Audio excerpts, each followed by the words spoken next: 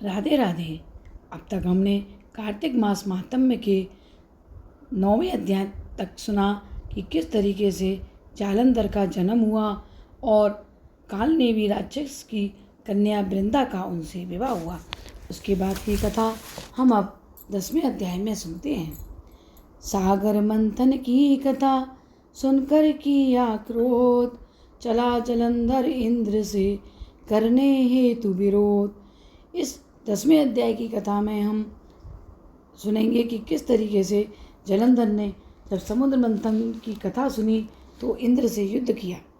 नारद जी बोले, देवताओं को जीतकर जो राक्षस पाताल में जा बसे थे वे जलंधर का आश्रय पाकर अब फिर भूमंडल में आकर रहने लगे। एक बार उस जलंधर ने राहु का सिर कटा हुआ देखकर उसका कारण शुक्राचार्य से पूछा। तब उन्होंने समुद्र मंथन और 14 रत्नों के हरण की कथा तथा दैत्यों के पराक्रम का सब वृत्तांत कह सुनाया और यह भी बताया कि किस तरह से दारिकासुर का किस तरीके से राहु का सिर कटा। अपने पिता सागर के मंथन की बात सुन उसने क्रोध से लाल लाल आग करके घसमर नामक अपने दूत को इंद्र के पास भेजा। वह दूत स्वर्ग में जाए इंद्र से बोला, सागर के पुत्र जलंधर ने अपना दूत बनाकर मुझे भेजा है। उसने कहा है कि तुमने मेरे पिता को कैसे मथा और वहाँ से निकले हुए रत्नों को जो तुम ले आए हो उन्हें दे दो। इस प्रकार दूत का वचन सुन विस्मित होकर भय और रोष से इंद्र घसमर सिर से कहने लगा, हे दूत, हमने सागर का मंथन इसलिए किया था कि पहले मेरे से डरे हुए पर्वतों को सागर ने अपनी कृचि में छिपा लिए थे और बहुत से दैत्यों की उसने रक्षा की थी। इससे मैंने भी उसके रत्न हर लिए। सागर का पुत्र शंकासुर भी देवताओं से बैर करता था। वह भी समुद्र के भीतर छिप गया। उसको मेरे छोटे भाई ने निहत किया। अब तुम जाओ और समुद्र मथने का कारण जलंधर से कहो। वह दूत इंद्रलोक से विदा हो पृथ्वी पर आया और सब वृत्तांत जलंधर से कहा। दैत्य जलंधर क्रोध से फुंकारता हुआ देवताओं को जीतने के विचार से चारों दिशाओं तथा पाताल से करोड़ों दैत्य शुंभ निशुंभ आदि सेना को लेकर स्वर्ग में जाकर उसने नंदन वन में अधिकार कर लिया। देवता भी अस्त्र शस्त्रों सहित अमरावती से निकले और तब वहाँ घोर युद्ध हुआ।